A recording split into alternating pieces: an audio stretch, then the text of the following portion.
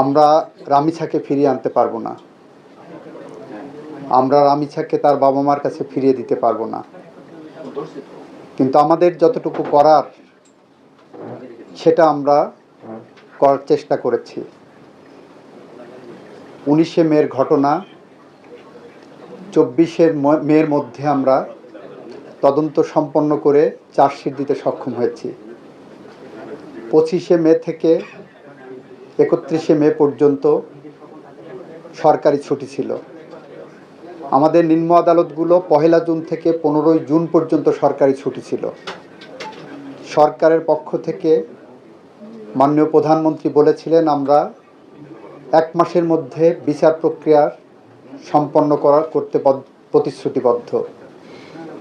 আমরা ইতিমধ্যেই আপনারা দেখেছেন নিম্ন আদালতের বিশেষ করে শিশু ট্রাইব্যুনালগুলো যেগুলো সারা বাংলাদেশে আছে, শিশু ট্রাইব্যুনালগুলোর 1 জুন থেকে 15 জুন পর্যন্ত যে ছুটি ছিল সেই ছুটি বাতিল করার জন্য মাননীয় প্রধান বিচারপতির কাছে সরকারের পক্ষ থেকে প্রস্তাব পাঠানো হয়েছিল এবং মাননীয় প্রধান বিচারপতি তার সদয় সম্মতি জ্ঞাপন করে সিদ্ধান্ত দিয়েছিলেন যে বাংলাদেশের শিশু ট্রাইব্যুনালগুলো এই ছুটির আওতার মুক্ত থাকবে।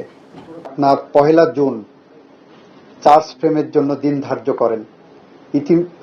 এর মধ্যে অন্য কিছু ফর্মালিটিস থাকে, তার একটি হলো আসামি পক্ষ কোনো আইনজীবী দেয়নি বা ঢাকা বারের সিদ্ধান্তের কারণে কোনো আইনজীবী আসামি পক্ষের দাঁড়াতে হয়তো সম্মতি দেননি।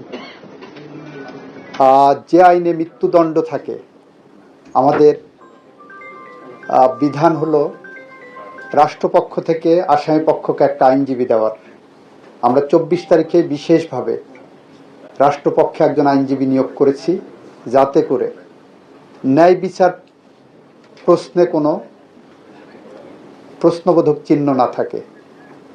সেই প্রেক্ষাপটেই 24 তারিখেই আমরা রাষ্ট্রপক্ষে আইনজীবী নিয়োগ করেছি আসামির জন্য।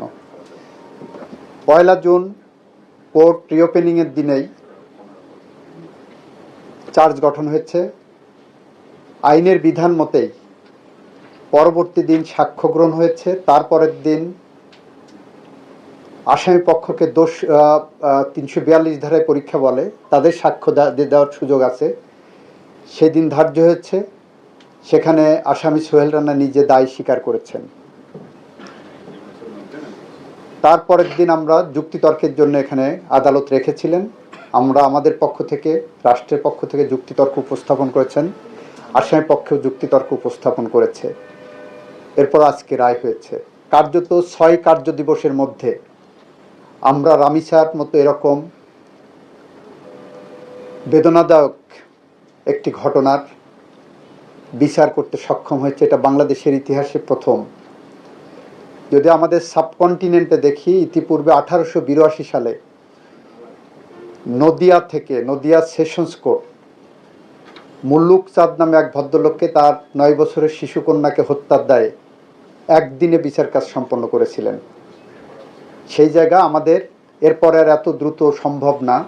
আমরা আইনের প্রত্যেকটা ধাপ পেরিয়ে আমরা 6 কার্য দিবসের মধ্যে বিচার প্রক্রিয়া সম্পন্ন করেছি এবং এই বিচারে এই ঘোষিত শাস্তিতে আমরা আপাতত সন্তুষ্ট। আশা করি এটা উচ্চ আদালতে গেলেও এই রায় কার্যকর থাকবে। আপনাদের সবাইকে ধন্যবাদ।